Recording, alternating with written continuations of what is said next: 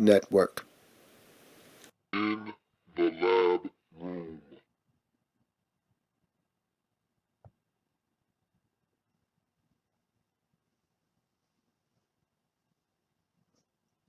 Who else could it be but me, your man, Louie T. Welcome. You are in the lab room. I'm your host, Lou. Thank you for joining me. Week number 7 in the National Football League. Cleveland Browns on the road, traveling to Jacksonville to take on the Jaguars. And this was a game where I said, hey, Jacksonville, man, here's one for the taking. You better get you one. Don't know when the next time this opportunity is going to come. This Browns team is vulnerable. Even though they're coming off an emotional high of beating the Steelers, they're vulnerable. You better get you one, Jacksonville. You better stop playing. Don't hang around with the Ravens and stay at that winless table. You better get you one, man. Get you one. And if you're Cleveland, ultimate trap game. I talked about this in the preview for this game. I said, Cleveland, if you want me to respect you as an equal to the rest of the teams in the AFC North, then you need to go on the road and beat the Jacksonville Jaguars. Everybody else is doing it. You need to do the same thing. So this was a simple issue here. Win the game. Win the games you're supposed to win. If you want to feel like we're not the old Browns, we're the new Browns, beat Jacksonville on the road. The old Browns lose to the Jacksonville Jaguars on the road. The new Browns, they're supposed to win this game. What were you going to do? So here it is. We're off to Jacksonville. Tashawn Gibson intercepts a Blake B offering as he's hit by Jabal Sheard. And so Gibson has the football. He's off to the races. He's got a convoy of blockers. And for some unpredictable reason, I have no idea why he does this. Some inexplicable reason. Inexplicable. He leaves his blockers. He leaves his blockers, takes off to the outside, and he gets tackled. Stay with the convoy. Now, a lot of times when you got blockers in front of you, these guys don't block anybody. They're just running. They're just happy to be with the football. A lot of times they don't block nobody, but stay with the blockers anyway, man. He left the blocker. He should have scored on this play. This should have been a pick six. And the reason why it should have been a pick six is the Browns get the football. They start in great field position to Jacksonville 19, and they go backwards. Have to settle for a 40-yard field goal. It's 3-0. You get 7 there, totally different. Look, you're playing the Jaguars, a team with little or no confidence. The one way to give them confidence, let them hang around in the game. Let them hang around. See what happens if you let them hang around. You put them out of their misery early and you'll cruise to a victory because you'll take all the life and fight out of this team. But if you let them hang around, they can beat you. They can beat you.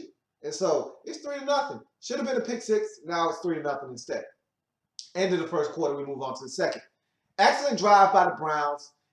Sees them end up in 1st and goal, and the Browns can't get in the end zone. 2nd down, Brian Hoyer turns down Ben Tate in the flats. Why did Billy Ho do that? I don't know. And I see quarterbacks do this all too often where they roll out on bootleg, and the first option is in front of them, and they don't want to take it. They turn down the easy money and look for greener pastures down the field.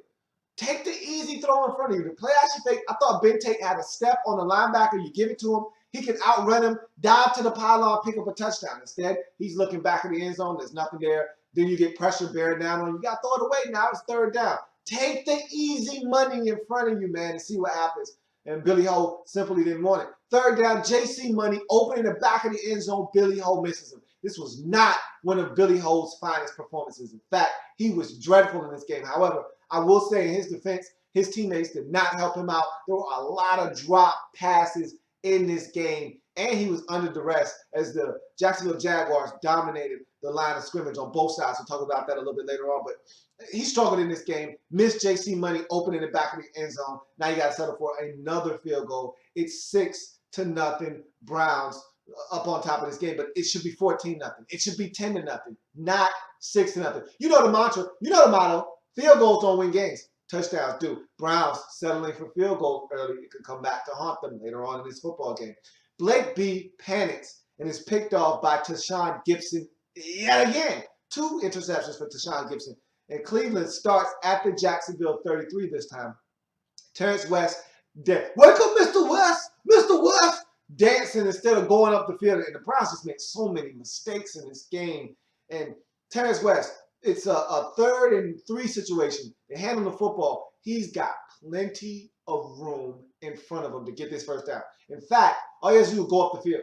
He starts dancing east and west. I guess he took his name literally and started going east and west instead of north and south. And ends up short 1 yard. And now it's 4th and 1. And so the Browns right here, this is when they start smelling themselves. They tell themselves in their mind, we're much better than these Jacksonville Jaguars. So what we're going to do is we're not going to settle for the field goal here. We're going to go for it on 4th down because we're better than them. And what better teams do is they score touchdowns against bad teams and win. So somebody told the Browns that, hey, you're one of the best teams in the league. You need to be going for it here. And somewhere along the line, they got lost in translation. You're the damn Browns. Kick the goddamn field goal, go up 9-0. What the hell are you doing? Okay? You're not good enough to go for it on 4th down and not get it on the road against Jacksonville. Take the points. You at home, maybe you can roll the dice here. You're on the road. Take the points and keep it moving. Nope. They decide to go for it on 4th and 1, and they don't get it. And the Jaguars take advantage of that. They get great field position. It's almost like a missed field goal. They get great field position. They take it right down the field, and Blake B finds Allen Robinson, who breaks the tackle and gets in from 31 yards out. Jacksonville now on top of the game, 7-6. So after really dominating the game, you forced 2 Blake Bortles interceptions. You've been nothing short of dominant in this game. You don't have anything to show for it. In fact, you're down 7-6 in this game. So struggling, the Browns are struggling early in this game. And that takes us to the halftime break. Jags up 7-6. Jags dominating the line of scrimmage on both sides of the football. They're stopping the run. They're getting after Billy Hope. They're making life miserable for him. They're playing on the other side of the line of scrimmage. Derek Marks was nothing short of remarkable in that first half. So was the rest of this Jacksonville Jaguars defensive line. And offensively, they were creating a new line of scrimmage. When's the last time we saw Denard Robinson, a.k.a. Shoelaces, going off? Hell, when's the last time we seen any Jacksonville Jaguars running back going off? Well, they were going off in this game. Denard Robinson was having a field day against this Browns team in the first half, and it continued throughout the second half. The Jags dominated the line of scrimmage in this game. That's why they ended up being the victors in this game. 7-6 as we head into the halftime break. We come out to the third quarter. Hoyer hit by Telvin Smith. He had a hell of a game, did Telvin Smith. He announced his name to the rest of the NFL landscape in this game as he hits Billy Hope, forces a fumble, Jags recover, and get 3 out of the deal. It's 10-6, Jags on top. Jags starting to smell. Is that a victory I smell? I don't know. Don't get carried away, Jacksonville. You're only up 4. We're in the third quarter. Calm down, relax. But hey, this is what happens when a team that hasn't won starts to taste a little bit of victory. Browns really messing up here. I told you to put these boys out of their misery. You let them hang around. Now they're starting to smell. They're starting to smell a victory. They're starting to taste a victory. Now the last portion of it, do they see a victory? Let's talk about it. We go on to the fourth quarter. Or excuse me, still in the third quarter. Blake B, bad red zone interception to bust the screen. His 3rd of the game. Now, I'm going to stop here for a second. A buddy of mine asked me, are you worried about Blake B? Are you worried about Blake Bortles after all these interceptions we're seeing? I said, nope. He's a rookie. You expect these mistakes. And every mistake that he had in this game is correctable. It's something that will get better as he has more experience. These are the type of mistakes you expect. Now, this was a bad one, though. This one pissed me off because he used his legs on this possession. This was a gorgeous drive, by the way. I mean, this was one of those ones, you put the game away with this type of drive. They were up 10-6. He's using his legs. They're running the football, and he's throwing the football, getting outside the pocket, making things happen. This was a gorgeous drive. He had already scrambled twice on this drive and picked up some good yardage. And here's an opportunity on 3rd and 5. If he runs, he picks up 7 yards on the first down and has a chance to slide. I mean, the first down was there for him to get without having to throw this ball. And for some inexplicable reason, he decides he wants to try to fit it in and bust the screens right there, and he turns it over. Just use your legs, young fella. Just use your legs. No need to force it in there. And it's a correctable mistake. He made a lot of mistakes in this game, but they're all correctable. And over time, he'll get better, and he'll eliminate these mistakes. He stared down a receiver one time, got picked off. He got hit in this game, got picked off. And like I said, he could have ran on this play. And then one play, you say, okay, that, you know what? He panicked. He was in the pocket.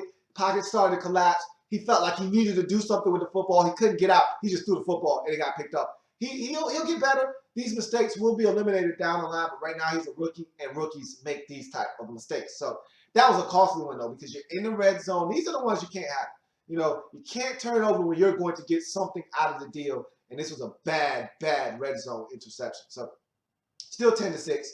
Cleveland, as bad as they played in this game, they're one score away from taking the lead. And so if you're the Browns, you got to feel like, man, put your fours up. First of all, put your fours up and know that if you go down the field and get a touchdown, you can still steal this game. But you've played poorly to this point. So the fact that you're even in this game, you should feel very fortunate. And just know that you're playing the Jaguars. That's why you're still in this game. So we're at 4th and 5 situation for the Browns as they think they got the Jaguars caught up with 12 men on the field. So they snap the ball. They run this weird option play. I think they just snapped it because they thought they could get a free first down off the 5-yard penalty. And it turns out the Jags had 11 on the field, and that guy running off was the 11th defender. So it was 10 guys on the field that they played that play with. And so they don't get the penalty, and they wasted it down, and now it's Jaguars ball. I mean, the Browns just did a lot of nonsense in this game. So that's a turnover on down. Then a 64-yard halt. Catch and run, but Hoyer is sacked and pushed out of field goal range, and the Browns have to punt the football. So they can't. I told you they were dominated at both sides of the line of scrimmage in this game, offensively and defensively. And so Hoyer was under duress. He had a bad game throwing the football. Guys were dropping the football. They couldn't run. They just were dominated with the Browns in this game. They had opportunities. They had ample opportunities to win this game. The Jaguars didn't want to win, but the Browns didn't want to win more. That's what it turned out to be when it was all said and done. And here's the final straw that broke the camel's back here. Even though you've played so poorly up until it's still 10-6. You're still right there. And Jordan Poyer muffs a punt. Jags recover, take over at the Cleveland 8. It doesn't get much worse than that. I mean, you don't want to win. Just tell me you don't want to win. Jordan Poyer said, we don't want to win. He said, okay. I said, all right, I hear you loud and clear. Jags will cover that. And the very next play, Shoelaces gets outside, off tackle on the left side, gets in the end zone from 8 yards out. Great individual effort as he gets hit at about the 4, puts his hand down, dives, gets into the end zone. It's now 17-6. At this point, Browns, who have done nothing all game long, have this game essentially put out of reach. And then, for good measure, the Jaguars intercept Billy Ho. Telvin Smith, who had, like I said, a phenomenal game, picks him off, is able to get the football down deep into Cleveland territory inside about the 15-yard line. Storm Johnson able to polish this one off as he gets into the end zone. It's 24-6. That's your final score. Jags are off the schneid as they get their first win of the season. They dominated this game with the Jaguars. It's a shame that it took them that long to put this game away, but they dominated this game. They deserve to win this game. And the Browns, to me, this is exactly why you're the Browns, number one. And number two, why you can't go to the playoffs. And number three, why you won't be relevant in your division. Because of games like this, you're too inconsistent. And just when you thought that it was safe to come out as a Browns fan, go ahead and put your stuff back into the closet and start hiding again, because this was a poor performance. And you had every opportunity. As bad as you played, the game was 10-6 late in the fourth quarter, and you blew it. You had every opportunity to win this game. And it all for me goes back to that 4th and 1 go for it attempt. You don't get it. You should have kicked the field goal. I mean, I thought everything went downhill from there, because after you went for it on 4th and 1 and you didn't get it, they go down the field and Allen Robinson breaks the tackle, gets in the end zone, and they take the lead, never to give it back in the game.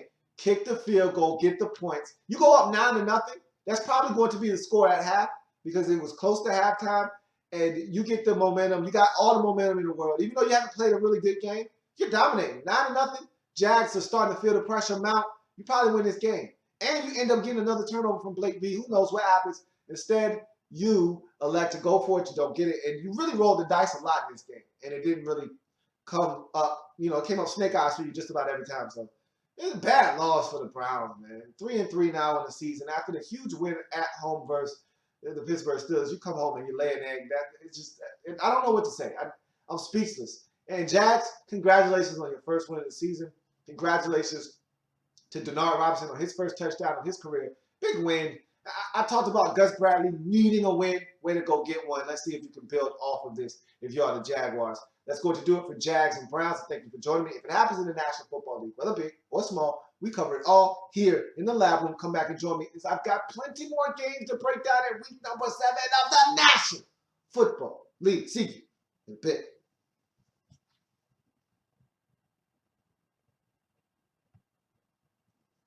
Like the content? Want more? Sub up.